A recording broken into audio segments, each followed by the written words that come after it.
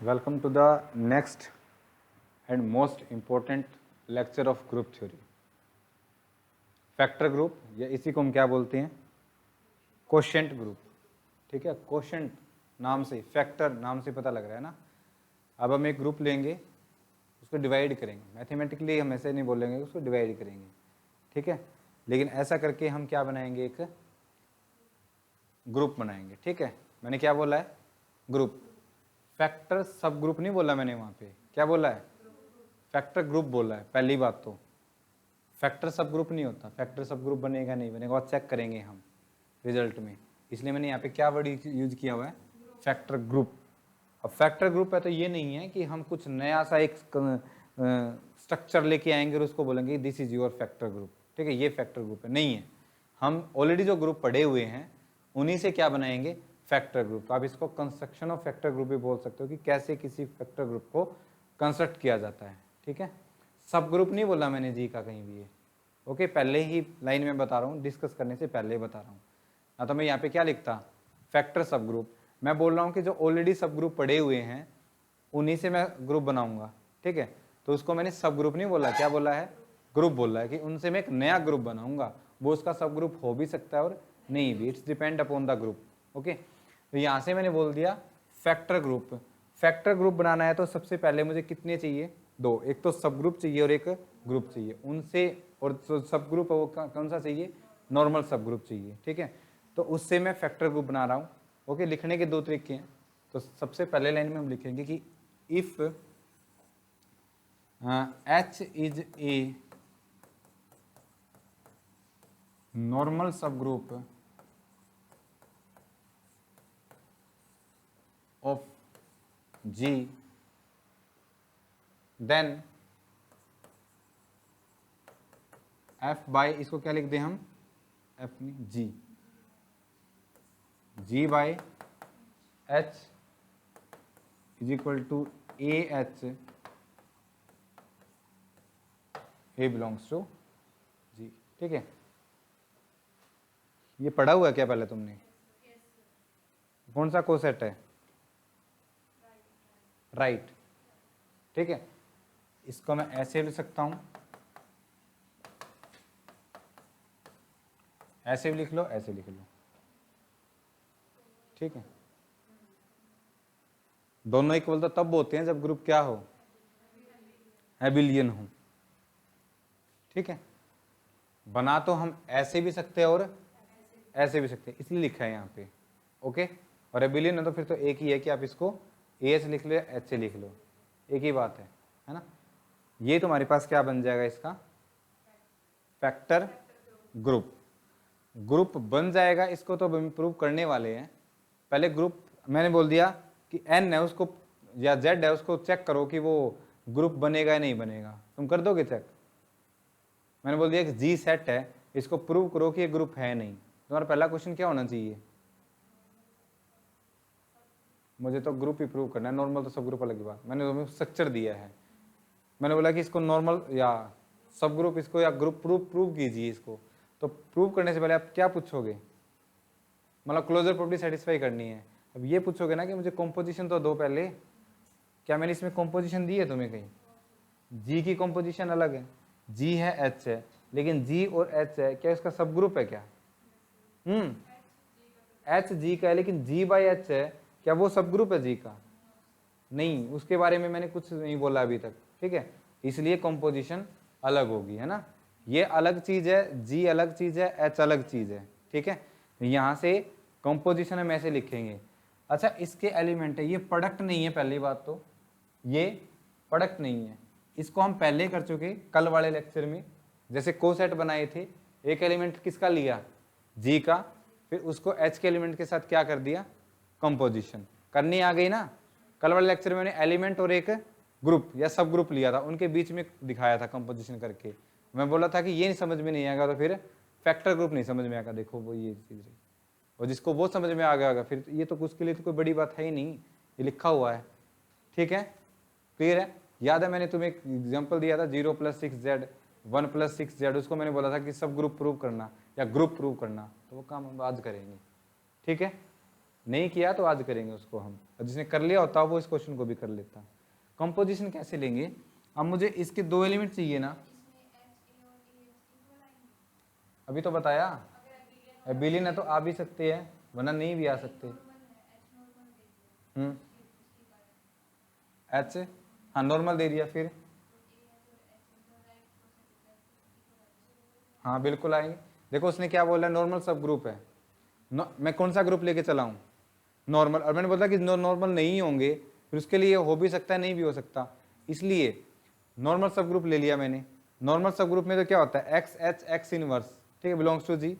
फिर क्या बोला एक था आपने, लिखने की जरूरत नहीं है, ठीक है, इसलिए क्योंकि मैं यहाँ पे डेफिनेशन लिख रहा हूँ, लिख तो हम इसको ऐसे भी सकते हैं और ऐसे भी सकते हैं, कोई दिक्कत नहीं है, क्योंकि नॉर्मल सब ग्रुप लिया है, लेफ्ट को सेट और राइट को सेट क्या होते हैं, इक्वल होते हैं नॉर्मल सब ग्रुप में, तो यहाँ से इसको ऐसे भी लिख सकते हैं ऐसे भी लिख सकते हैं, ठीक है।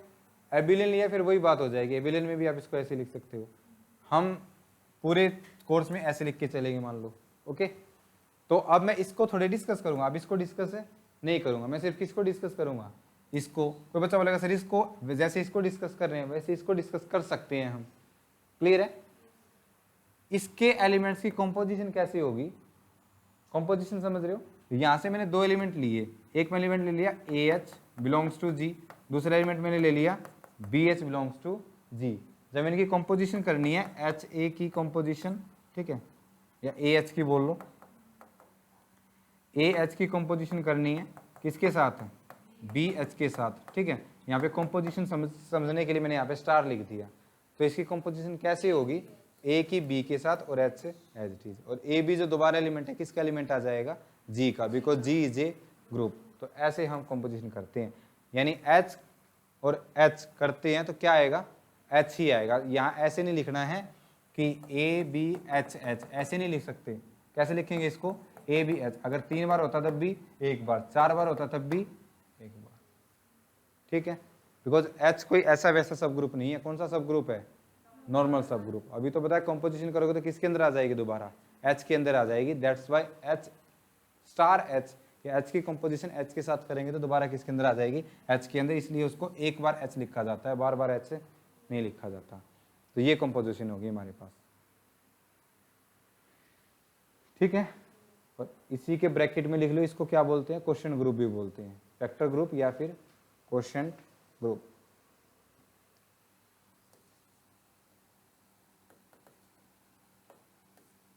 इसी का नाम है क्वेश्चन ग्रुप।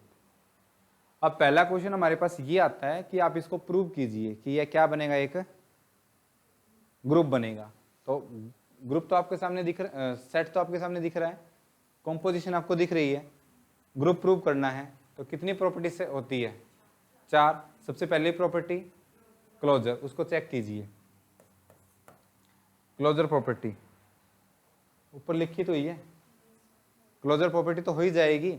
आप इसमें से 2 एलिमेंट लोगे, ए एच और पी एच, किसके एलिमेंट ले लिए तुमने, जी के या जी बाई एच के, जी बाई एच के।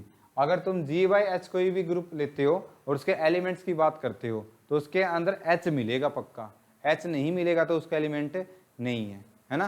तो इसका कोई एलिमेंट लिखना, देखो मैं कल बार जिला के बोल रहा था कि जी एच लिख सकते हैं, लेकिन उसको क्या लिखेंगे, 0 प्लस एच लिखेंगे, है ना। तो बार बार इसलिए बोल रहा था मैं, है कोई बच्चा बोल सकता है कि 0 प्लस एच एच के तो इक्वल है, लेकिन हम लिखेंगे क्या उसको, 0 प्लस एच, बेशक वो 0 हो, ठीक है।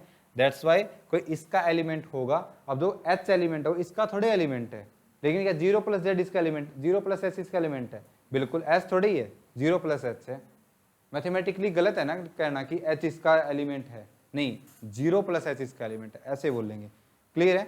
0 प्लस ऐसे बोल रहा हूँ क्योंकि मैंने उसमें कंपोजिशन प्लस ली हुई थी और मैंने यहाँ पे उसको क्या लिखा है, स्टार लिखा है, बस अंडरस्टूड है यहाँ पे।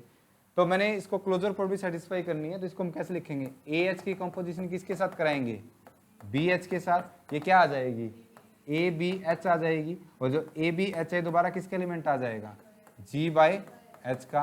और ये क्या हर एक के लिए हो जाएगा क्या, बिल्कुल हो जाएगा। कोई बच्चा बोलेगा सर ए बी एलिमेंट क्या जी का हो जाएगा, बिल्कुल हो जाएगा, बिकॉज जी इटसेल्फ क्या है, एक ग्रुप है। दूसरी प्रॉपर्टी क्या होती है, एसोसिएटिविटी, उसको छोड़ दूं मैं, हो जाएगी, कोई दिक्कत नहीं है। बाय गिवन कॉम्पोजिशन ये, इससे जो एसोसिएटिविटी प्रॉपर्टी है वो हो जाएगी। बस ब्रैकेट तो उल्टी सीधी करनी है, हो जाएगी, कोई दिक्कत नहीं है, उसको आप कर लीजिएगा। थर्ड प्रॉपर्टी क्या है? आइडेंटिटी। तो देखो यहाँ पे ए एच की कंपोजिशन में किससे कराऊं कि दोबारा क्या आ जाए? ए एच आ जाए, या फिर ए एच की कंपोजिशन यहाँ किससे कराऊं कि दोबारा क्या आ जाए? ए एच आ जाए, है ना?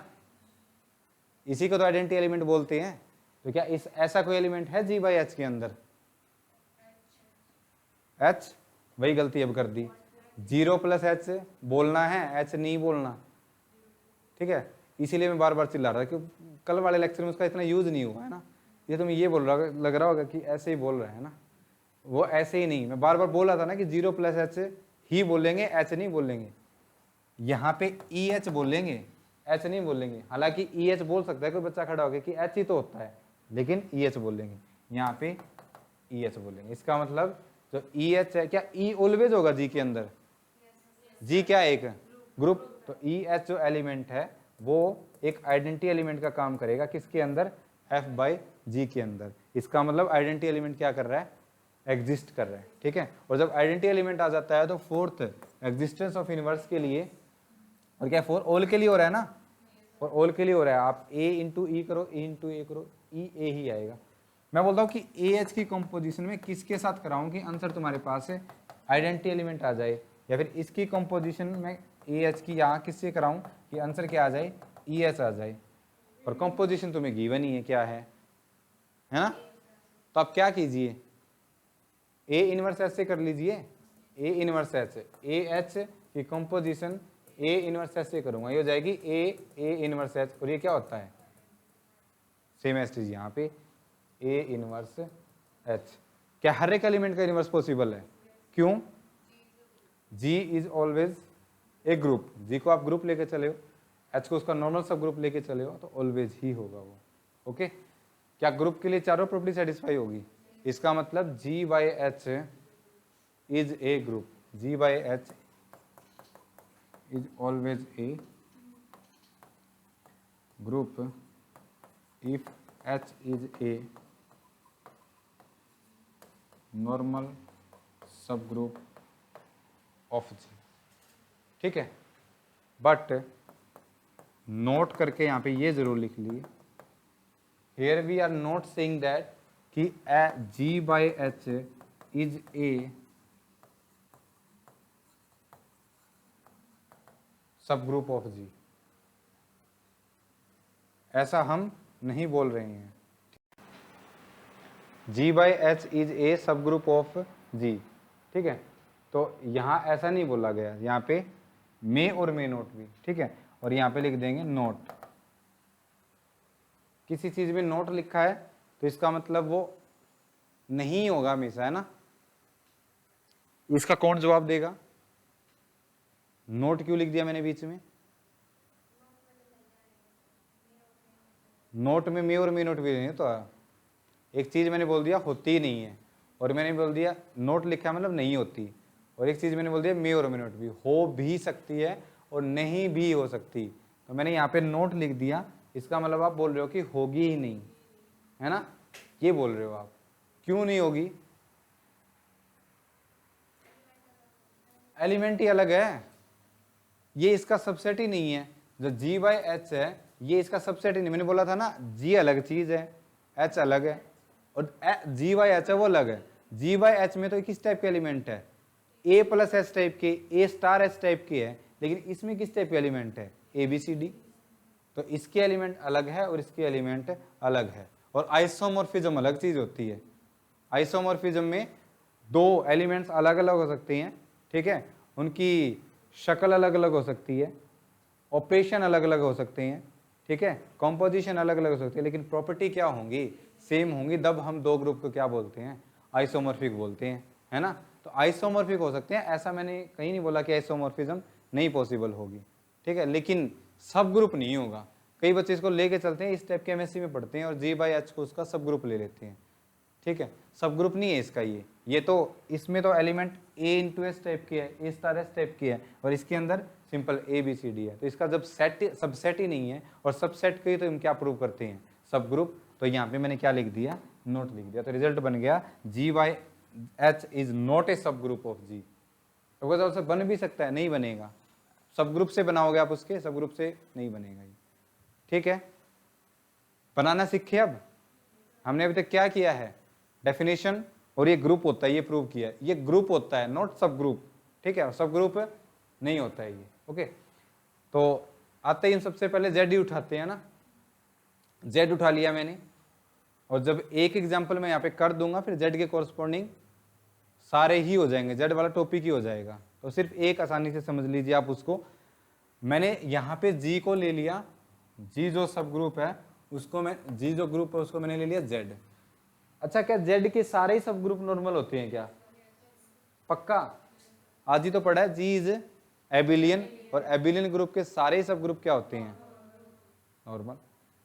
तो मैं यहाँ पे बोलूँ चाहे ना बोलूँ, नॉर्मल सब ग्रुप बोल दूँ या सब ग्रुप बोल दूँ, अंडरस्टूड है ना, लेकिन फिर भी बोल देता हूँ। चलो, H is equal to 4Z is a normal sub group, normal sub group of Z, है ना। ये क्या हो जाएगा इसका? Normal sub group. क्या इसका इंडेक्स 2 है क्या? सब ग्रुप ये नॉर्मल किस लिए है? क्योंकि जी जेड क्या है? एबिलियन। ओके, हमें क्या कंस्ट्रक्ट करना है इसके कोरस्पॉन्डिंग? Factor group. तो फैक्टर ग्रुप कैसे होगा? जेड अपॉन, ये तो नहीं मैथमेटिक्स में कई जगह लिखा देखा होगा ना, लेकिन इस पे काम हम नहीं करते हैं। इस ग्रुप के जो ग्रुप आइसोमॉर्फिक होता है उस पे काम करते हैं हम। ठीक है, अब क्यों नहीं करते वो देखो, हम इसकी जो असली वाली है डेफिनेशन, असली वाले एलिमेंट है वो लिखने जा रहे हैं, है ना, और फिर इसका एनालिसिस करेंगे, और तुम एनालिसिस करके देखोगे ओहो ये तो इस वाली प्रॉपर्टी है और ये तो ग्रुप तो ये होता है ना। ये हम बोलने वाले हैं अभी अगले 5 मिनट में। इसको कंस्ट्रक्ट करना है सबसे पहले। देखो डेफिनेशन लिखे यहाँ पे, डेफिनेशन कैसे होगी इसमें? a इंटू एच की जगह क्या आएगा? यहाँ पे 4z आएगा, और यहाँ पे a इंटू लिखूं या प्लस लिखूं? प्लस लिख दूं। z के अंदर कॉम्पोजिशन मल्टीप्लीकेशन होती है, एडिशन होती है? Plus a belongs to z, ये हो गया। क्या तुमने ये नहीं किए क्या? ये तुम कर चुके ना कल वाले लेक्चर में। ये क्या तुम्हें नई चीज लग रही है? अच्छी तरीके से करे हैं ना? अगर करे हैं, सही समझ में आया है तो इसको बना दो फिर। और फिर मैंने जनरलाइजेशन करी थी, मैंने फिर Z48 लिया था, Z60 लिया था, Z100 लिया था, है ना, उसके अंदर सब ग्रुप लिया था। तो बताओ इसके अंदर कितने कोसेट बनेंगी? क्या कोसेट ही तो है, लेफ्ट कोसेट राइट कोसेट का यहाँ पे फंडा नहीं होगा, क्योंकि Z क्या है? एबिलियन। अब बताओ अगर याद हो तो कितने आएंगे इसके अंदर एलिमेंट? मान के चलता हूं मैं तुम्हें नहीं आता, ठीक है, दोबारा बता रहा हूं। पहले मैं a को, ये z क्या है तुम्हारे पास? z है तुम्हारे पास -3, -2, 0, 1, 2, 3, ये एलिमेंट है ना। तो मैं एक एलिमेंट a का सबसे पहले 0 ले लेता हूँ, 0 ले लिया। अच्छा, इसका एक एलिमेंट आएगा ना, वो इसका एक एलिमेंट आएगा ना, ये एक सेट आएगा, एलिमेंट आएगा ना। कैसे आएगा? a को क्या ले लिया मैंने? 0 + 4z, ठीक है। यहाँ से ये क्या बन जाएगा? तो चलो 4z बिल्कुल बन जाएगा, ये क्या हो जाएगा? 4z। लेकिन किस लिखेंगे कैसे इसको? 0 + 4z, इसमें 0 ± 4 ± 8 ± 12 एंड अप टू सोन, ऐसे एलिमेंट आ जाएंगे। नेक्स्ट 1 उठा लेते हैं, 1 + 4z क्या आ जाएगा? इसमें 1 1 और ऐड कर दीजिए, 1 5 -3 and up to so on. Next 2 + 4z कर दीजिए, इसके अंदर आ जाएगा 2 6 -2 एंड अप टू सोन, 2 के मल्टीपल्स आ जाएंगे। नेक्स्ट 3 + 4z लिख दीजिए, और 3 + 4z करेंगे तो यहाँ से 3 7 -1 एंड अप टू सोन। आगे कोई बच्चा बोलेगा सर 4 + 4z करना, 4 + 4z 0 + 4z के इक्वल आ जाएगा। कोई बच्चा बोलेगा सर 5 + 4z करना, ये तुम्हारे पास 1 + 4z के इक्वल आ जाएगा। कोई बच्चा बोलेगा 6 + 4z करना, ये तुम्हारे पास 2 + 4z के इक्वल आ जाएगा। कोई बच्चा बोलेगा सर -+ 4z करना, ये तुम्हारे पास 3 + 4z के इक्वल आ जाएगा। कोई बच्चा बोलेगा सर -2 + 4z करना, किसके इक्वल आ जाएगा? 2 + 4z के इक्वल, है ना। ये हमने कल वाले लेक्चर में किया था। इसका मतलब आप जब ये ऐसा कर रहे हो तो सिर्फ 4 डिस्टिंक्ट एलिमेंट्स ही आपके पास आ रहे हैं। एलिमेंट बोला है मैंने, अब मैं इसको कल नहीं बोल रहा था एलिमेंट, कल मैं इनको सेट बोल रहा था, है ना, सेट भी नहीं को सेट बोल रहा था, लेकिन आज मैं क्या बोल रहा हूँ, एलिमेंट। मैंने थोड़ा सी झलक बताई थी कि तुम सारे उनके सेट में लिख दो और तुम इसको प्रूव करो कि ये सब ग्रुप है नहीं, जो तुमने नहीं किया है ना, नहीं किया ना। अब देखो यहाँ पे, अब इनको मैं कैसे लिख सकता हूँ, सेट की फॉर्म में लिख दूं, ठीक है। यहाँ तो मैंने सारे लिखे थे, लेकिन सारे लिखे तो आप क्या बोलो कि सर 4 ही लिख दो, बाकी उन्हीं के इक्वल है। तो मैं यहाँ पे लिखूंगा तो z अपॉन 4z है, उसको मैं ऐसे लिखूंगा 0 प्लस 4z, फिर 1 प्लस 4z, फिर 2 प्लस 4z और फिर 3 प्लस 4z। बस दिक्कत यहाँ थी कि मैंने वहाँ पे 6 ले रखा था ना, मैंने यहाँ पे 4 ले लिया, ये आ गया। ये तुम्हारे लिए नया ग्रुप है ना, नया है ना, z plus z by 4z। क्या ये ग्रुप बनेगा? क्या हमेशा बनेगा? ऐसा आज हमने प्रूव किया है। तो इसके आइडेंटिटी एलिमेंट भी होंगे और इनवर्स भी होगा, ऑर्डर भी होगा, है ना, सब कुछ होगा। तो देखते हैं और फिर बताना कि ये सारी प्रॉपर्टी जो हम निकाल रहे हैं किसके अंदर होती है। हालांकि मैंने बता भी रखा है कल। इसका आइडेंटिटी एलिमेंट देखना है। पहले बताओ क्लोजर प्रॉपर्टी होगी क्या? क्या मैं इसकी कंपोजिशन इसके साथ करूं? और कंपोजिशन समझ रहे हो ना, कंपोजिशन क्या थी, AH BH is equal to ABH, ये कंपोजिशन थी। अब इस पार्टिकुलर ग्रुप के लिए देखो इसको कैसे लिखेंगे, इसको ऐसे लिखेंगे, कोई भी 2 एलिमेंट बता दीजिए मुझे। मान लो ये 2 एलिमेंट उठा लिए, तो ये ऐसे लिखेंगे इसको 1 प्लस 4z, ठीक है, प्लस है ना, अब कंपोजिशन या डॉट है, प्लस है। यहाँ पे क्या लिखा 3 प्लस 4z, तो यहाँ पे मैंने बोला इसको लिखेंगे 1 प्लस 3 और इसको ऐसे नहीं लिखेंगे 4z प्लस 4z। अब देखो क्यों नहीं लिखेंगे, 4z के एलिमेंट में आप 4z एलिमेंट वही है, सेट नहीं आएगा, वही आ जाएगा। तो अब इसको क्या लिख दो 4 प्लस 4z और 4 प्लस 4z, 4z वाले एलिमेंट में हर एक एलिमेंट में आप 4 ऐड कर रहे हो, इसका मतलब दोबारा 4z आएगा, लेकिन 4z नहीं लिखेंगे, उसको क्या लिखेंगे 0 प्लस 4z, ठीक है। तो यहाँ से देखो मैंने इसकी कंपोजिशन इसके साथ करी है और आंसर क्या है 0 प्लस 4z। तो ये क्या होता है समझ में आ गया? ये तो जनरली लिखा था, ये एक्चुअली में ऐसे अप्लाई होता है, ठीक है, क्लियर है। अच्छा देखो मैंने इसकी कंपोजिशन इसके साथ करी और ये आ गया, और ये तो आइडेंटिटी एलिमेंट बोला था मैंने, EH है ना, EH बोला था, कंपोजिशन के अंदर स्टार लिखी हुई है, यहाँ पे क्या है प्लस है, तो जो 0 प्लस 4z है इसका क्या है आइडेंटिटी एलिमेंट, ओके। और देखो मैंने इसकी कंपोजिशन इसके साथ करी, क्या गया, इसका मतलब ये इसका क्या है, ये इसका क्या है इनवर्स। इसका मतलब मैं इसको ऐसे लिख सकता हूँ 1 प्लस 4z का inverse is equal to 3 plus 4z, 3 plus 4z का इनवर्स इज इक्वल टू। अच्छा एक बात बताओ, ये आइडेंटिटी एलिमेंट है क्या? क्या वो सेल्फ इन्वर्टिबल होता है? तो इसका इनवर्स करूंगा तो 4 एलिमेंट है, ये खुद का इनवर्स है, इसका ये एक बच गया, इसका मतलब ये सेल्फ इन्वर्टिबल है ना। अब इसके साथ कंपोजिशन करोगे तो यही आ जाएगा, यही आ जाएगा क्या, आइडेंटिटी आ जाएगा। तो ये भी ऑर्डर निकाल लिया, ऑर्डर इनवर्स, इनवर्स निकालते हैं तो ऑर्डर निकाल लेते हैं। आइडेंटिटी का ऑर्डर 1, ये एलिमेंट है। Order of 0 plus 4z being a identity element, order कितना आ जाएगा 1। ऑर्डर समझ रहे हो, इसको कितनी बार कंपोजिशन करेगा कि आंसर आइडेंटिटी आ जाए, ऑलरेडी आइडेंटिटी है तो ऑर्डर 1 होता है उसका, है ना। नेक्स्ट एलिमेंट उठाइए 1 प्लस 4z, 1 प्लस 4z, ठीक है, इसका ऑर्डर देखना है, क्या आएगा 4 आएगा। नेक्स्ट एलिमेंट उठाइए 2 प्लस 4z, क्या आ जाएगा 2। Order of 3 plus 4z 5।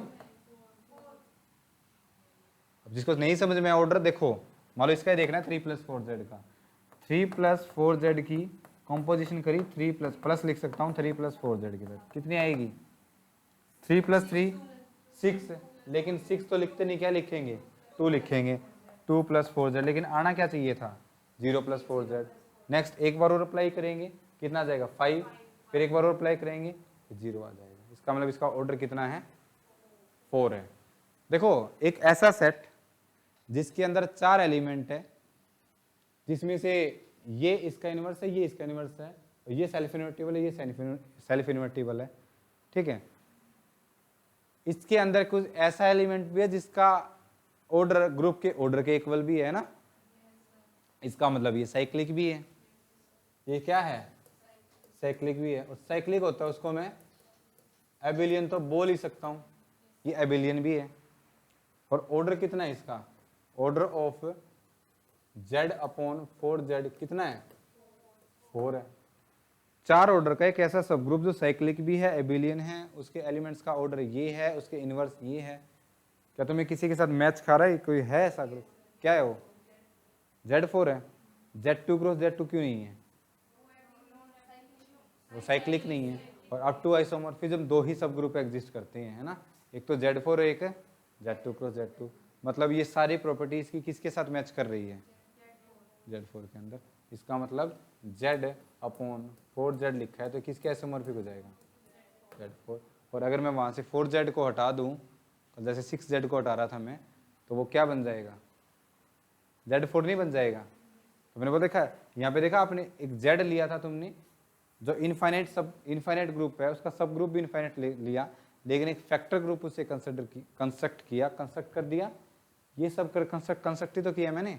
और फिर लास्ट में हमने ये कंक्लूजन पे आ गए कि जो आप जिसकी बात कर रहे हो ना वो क्या है Z4 ही है। आप जिसको Z/Z4 करके कंस्ट्रक्ट कर रहे हो, ये एलिमेंट्स का इन्वर्स निकाल रहे हो, ये सब कर रहे हो, तो ये कोई और ग्रुप नहीं है। आप किसकी बात कर रहे हो Z4 की, है ना। 6z ले लो तो Z/6z, Z/8z ले लूँ, Z/mz ले लूँ, किसके आइसोमॉर्फिक हो जाएगा Zm के। ये अलग है, कॉम्पोजिशन अलग है, ये अलग है, कॉम्पोजिशन अलग है, लेकिन आइसोमॉर्फिक है। Zm के अंदर तो कैसी कॉम्पोजिशन होती है एडिशन मॉडुलो m, लेकिन क्या Z में हम कहीं एडिशन मॉडुलो m की बात करते हैं, वहाँ पे तो ऑर्डिनरी एडिशन होती है, ठीक है।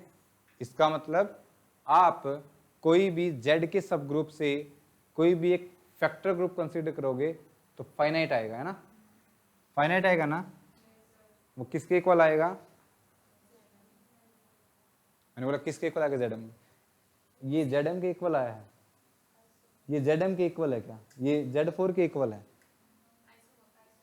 इक्वल अलग चीज होती है और आइसोमॉर्फिक अलग चीज होती है। आइसोमॉर्फिज्म में हम ऐसे लिख सकते हैं और ये ऐसे। इसका मतलब 2 सेट इक्वल है, इसका मतलब 2 सेट की प्रॉपर्टी इक्वल्स है, ठीक है, ग्रुप बोलोगे इनको।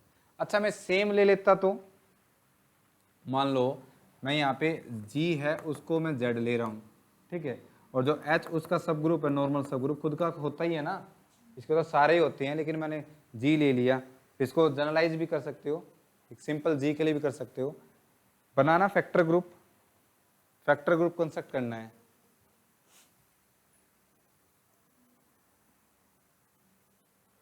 फैक्टर ग्रुप कंस्ट्रक्ट करना है,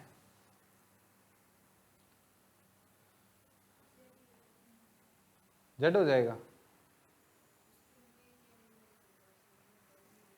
कितने एलिमेंट होंगे फैक्टर ग्रुप के अंदर, एक होंगे या इनफाइनाइट होंगे। अच्छा एक चीज तो मैंने ये लिखी है Z, एक मैंने ये चीज लिखी है, क्या ये सेम है क्या प्रियंका, क्या दोनों सेट है, क्या दोनों ही सेट है क्या। ऊपर वाले सेट और नीचे वाले सेट में क्या डिफरेंस है, ये एक इनफाइनाइट सेट है, सेट ऑफ इंटीजर जिसमें सारे इंटीजर्स लिखे हुए हैं। ये एक ऐसा सेट है जिसके अंदर एक सेट लिखा हुआ है जो इंटीजर का है। समझ में आया, नहीं समझ आया, ये है सेट ऑफ इंटीजर्स, इसके अंदर 1 2 3 4 5 इस टाइप के एलिमेंट होंगे। ये एक ऐसा सेट है जिसके अंदर एक सबसेट गिवन है या एक सेट गिवन है। सेट के अंदर एक सेट दे रखा है तो वो एक सेट होता है विद 1 एलिमेंट। तो इसके अंदर ये जेड है ना, ये क्या है, एक वन एलिमेंट है। कोई इस सेट का ऑर्डर पूछने लग जाए ना तो इसका ऑर्डर वन है, और कोई इसका ऑर्डर पूछने लग जाए तो इसका ऑर्डर इनफाइनाइट है। ये दो अलग अलग चीज़ें होती है, समझ आया? तो यहाँ पे कंफ्यूज नहीं होना है। यहाँ पे आप करोगे तो ये लिखा मैंने यहाँ पे, तो factor group G by H construct कराओगे तो जेड बाई जेड कंस्ट्रक्ट कराना है ना, तो यहाँ पे आप लिखोगे तो अब तो समझ ही गए होंगे ना।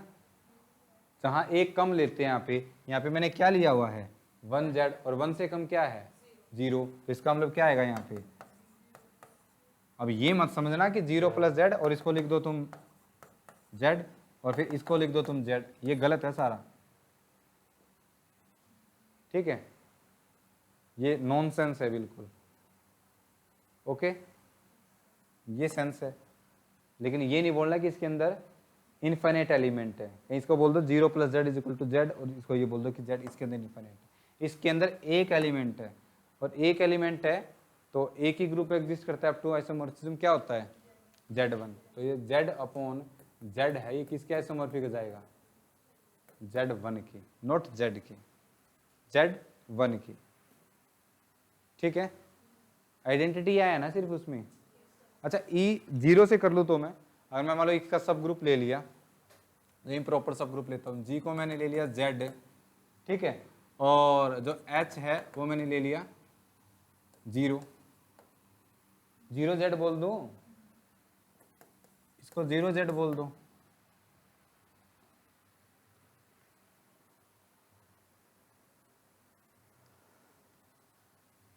क्या जीरो जेड सब ग्रुप नहीं होता क्या इसका, क्या नॉर्मल सब ग्रुप नहीं होता?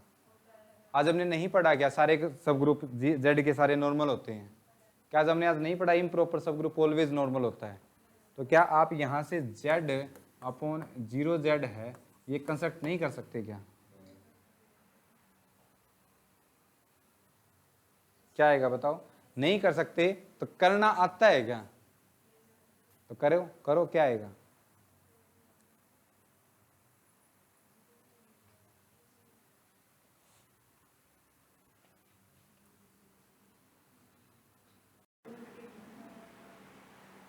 डायरेक्टली नहीं पता लग रहा है तो आप डेफिनेशन पे जाइए, ठीक है। आपको नहीं पता लग रहा है तो कंस्ट्रक्ट तो करना आता है ना फैक्टर ग्रुप, अगर आता है तो जाइए, ये बोला ना उसने, ठीक है। या फिर इसको ये भी बोल सकता है वो जेड अपॉन जीरो, ये भी बोल सकता है, ठीक है। क्या होता है, ए एच होता है ना, ए एच होता है, या फिर इसमें ए प्लस एच होता है, ए प्लस एच होता है। तो मैंने क्या किया यहाँ पे, जीरो की ए किया प्लस एच किया, लेकिन एच तो इसमें क्या है, सिंगलटन जीरो, ठीक है। और ए कहाँ से आता है, जी से आता है ना, जी क्या है, जेड, ठीक है। अच्छा, ये सिंगलटन सेट है, जीरो नहीं लिखना है इसको, इसको क्या ऐसे लिख सकता हूं क्या मैं, ये गलत है ना, ये ठीक है, ओके, ये ठीक है।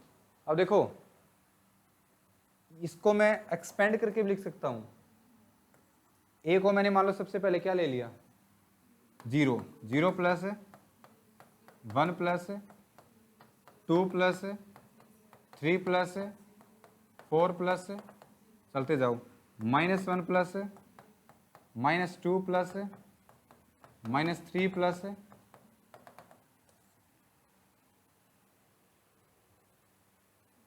ये ग्रुप किसके आइसोमॉर्फिक है, जेड की। अगर मैं इस सिंगलटन जीरो को हटा दूं तो किसके आइसोमॉर्फिक हो जाएगा, ये जेड के। या फिर आप इसकी प्रॉपर्टी देख लीजिए, ये इक्वल जेड नहीं लिखना, ठीक है, क्या लिखना है, आइसोमॉर्फिक टू जेड। क्या ऐसे लिखूं,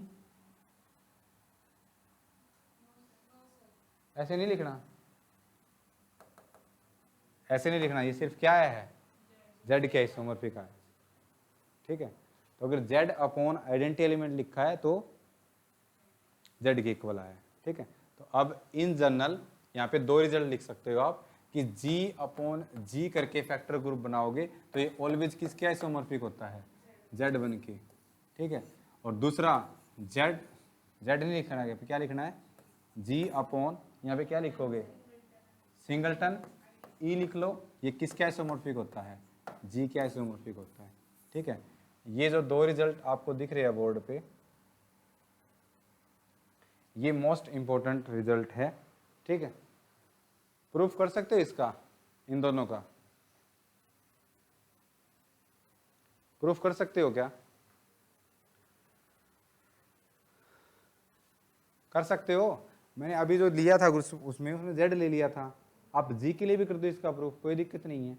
आप जी को जेड लीजिए, कुछ भी लीजिए, ठीक है, उसके कोरस्पॉन्डिंग फैक्टर ग्रुप, यानी अगर आप एक ग्रुप है उसके इम्प्रॉपर सब ग्रुप से, क्योंकि इम्प्रॉपर सब ग्रुप्स आर ऑलवेज नॉर्मल, तो उनसे अगर आप फैक्टर ग्रुप बनाने की कोशिश करोगे तो दो ही बनेंगे। ठीक है, अगर आप खुद जी से बनाओगे तो वो पक्का क्या बनेगा, Z1 बनेगा, और जब आइडेंटिटी वाले इम्प्रॉपर सब ग्रुप से बनाओगे तो क्या बन जाएगा, जी बन जाएगा। ठीक है, जो खुद ग्रुप की वन है वो बन जाएगा। ओके, अब मैं बिना कुछ एक्सप्लेन किए तुमसे ये बोल दूं कि बोलो मैंने यहाँ पे Z1 लिखा है, ठीक है, Z4 लिखा है यहाँ पे, और मैंने Z4 लिख दिया, इसका फैक्टर ग्रुप बना, बताओ क्या बनेगा, Z1 बनेगा। यहाँ पे Z6 लिखा है और मैं लिख दिया कि 0 से इसे बनाना, क्या बनेगा ये Z6। ठीक है, तो ये ऐसे बनेंगे इसको। ओके, नेक्स्ट क्वेश्चन लिखिए होगा। अब मैंने ग्रुप ले लिया Z10, ठीक है, H is a sub group generated by 2, because अगर 2 से जनरेट करोगे तो उसमें एलिमेंट कितने आएंगे, 5 आएंगे, तो इंडेक्स कितना होगा 2, तो 2 से जनरेटेड है वो ऑलवेज क्या होगा, नॉर्मल, है ना, वो ऑलवेज नॉर्मल होगा।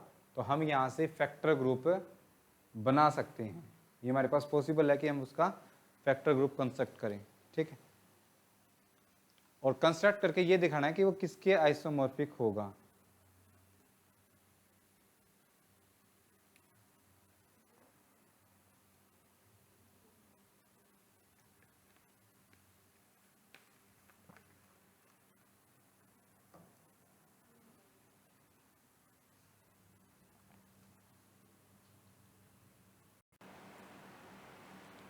Z2 सभी का आ ही गया, फिर मैं क्या बताऊं, ऑनलाइन बता देता हूं मैं। ये जो H है ये गिवन है 2 4 6 8 0, इंडेक्स है जी का, H का वो कितना है 2 है, तो जो H है उसका नॉर्मल सब ग्रुप है। ठीक है, अब नॉर्मल सब ग्रुप कंस्ट्रक्ट किया होगा तुमने, कंस्ट्रक्ट करने के लिए आपने क्या देखा यहाँ पे, Z10 अपॉन 2 से जनरेटेड है, तो इसका क्या आएगा तुम्हारे पास, A प्लस 2 से जनरेटेड और such that A belongs to Z10। ठीक है, कंस्ट्रक्ट किया तो आपने यहाँ पे A को सबसे पहले 0 लिया होगा, फिर 1 लिया होगा, फिर 2 लिया होगा, 3 लिया होगा, ऐसे स्टार्ट किया होगा। लेकिन जब 0 प्लस 2 किया अलग आया, 1 प्लस 2 किया अलग आया, लेकिन 3 प्लस 2 किया तो 0 प्लस 2 Z के इक्वल आया, 1 प्लस 2 Z के इक्वल आया होगा, फिर 4 प्लस 2 Z किया तो 0 प्लस 2 Z के इक्वल आया, 5 प्लस 2 Z किया तो 1 प्लस 6 प्लस 2 Z किया तो 0 प्लस 2 Z के इक्वल। ठीक है, तो वो इसलिए आ रहा है क्योंकि यहाँ पे आप 0 प्लस 2 Z करोगे, ठीक है, Z नहीं, 0 प्लस 2 से जनरेटेड मतलब ये एलिमेंट, अगर इन सभी एलिमेंट्स में आप 0 ऐड करोगे तो दोबारा किसके इक्वल आ जाएगा, H के इक्वल आएगा। अगर इसमें आप हर एक एलिमेंट में क्या ऐड कर दोगे, 1 ऐड कर दोगे तो ये बनेगा 1 5 7 9 और 3। ठीक है, ये आएगा ना। नेक्स्ट आप 2 प्लस 2H करोगे, ठीक है, 2 करोगे, यहाँ पे करोगे आप हर एक एलिमेंट में 2 ऐड करोगे, लेकिन काम किस पे चल रहा है, Z10 पे, तो यहाँ पे हो जाएगा 4, यहाँ पे हो जाएगा 8, लेकिन Z10 पे है, यहाँ पे हो जाएगा कितना 2 ऐड करना है ना, तो ये 6 हो जाएगा, ये 8 होगा। नेक्स्ट ये 10 हो जाएगा, लेकिन 10 किसकी तरह बिहेव करेगा, 0 की तरह, और यहाँ पे 2, ये दोबारा किसके इक्वल आ गया, 1 प्लस 2 से जनरेटेड। ठीक है, सॉरी 0 प्लस 2 से जनरेटेड, यही आ गया ना, ऐसा आता चला जाएगा। अगर आप यहाँ पे 3 प्लस 2, इसको करोगे तो इसको ऐसे लिख लीजिए 1 + 2 + 2z। ये कितना आया हुआ है 0 प्लस, आंसर करोगे कितना आ जाएगा, तो ऐसे आता चला जाएगा। मतलब जो एक ग्रुप आएगा इसके अंदर 2 ही एलिमेंट आएंगे, एक तो 0 प्लस और एक ये 2। और जब किसी ग्रुप में 2 एलिमेंट आ जाते हैं तो अप टू आइसोमॉर्फिज्म ऐसा ग्रुप एक ही होता है जो किसके आइसोमॉर्फिक होता है, Z2 के कोरस्पोंडिंग। ठीक है, तो जो आंसर दिया था, आंसर आएगा इसका Z। अच्छा, मैं यहाँ पे देखो नेक्स्ट ग्रुप क्या देता था तुम्हें, नेक्स्ट ग्रुप मैंने तुम्हें ये दे दिया कि Z20 उठाइए। ठीक है,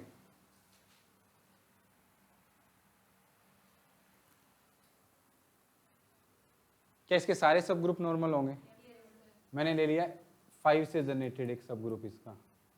ठीक है, और फिर तुम्हें ये देखना है कि Z20/5 से जनरेटेड है, इसका जो आंसर है वो किसके आइसोमॉर्फिक आ रहा है, श्योर गलत है, देखिए एक बार दोबारा।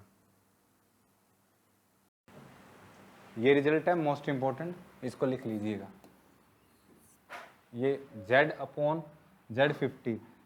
कई बच्चे क्या सोचते हैं, जैसे अभी किया उसने 5, इसको डिवाइड कर देंगे और यहाँ पे Z4 लिख देंगे, आइसोमॉर्फिक टू Z4, ऐसा मन करेगा उनका लिखने का, ऐसा नहीं होता है। 5 इसको डिवाइड करता है 4, तो Z4 के नहीं होगा, किसके होगा, Z5 के। 10 इसको डिवाइड करता है तो ये Z5 के आइसोमॉर्फिक नहीं होता, किसके होता है, Z10 के। तो इसलिए हमने लिखा है कि ZN M इसको डिवाइड करेगा तो इससे जो ग्रुप फैक्टर ग्रुप बनेगा वो किसके आइसोमॉर्फिक होगा, ZM के। ठीक है, ना कि आइसोमॉर्फिक टू ZN/M के। ठीक है, ये कई बार एग्जाम में गलती कर देते हैं, सिली मिस्टेक जिसको बोलते हैं। ठीक है, ओके, ये है फैक्टर ग्रुप और इसके एग्जाम्पल आज हमने डिस्कस किया Z की और ZN की। ठीक है, बाकी हम कल करेंगे।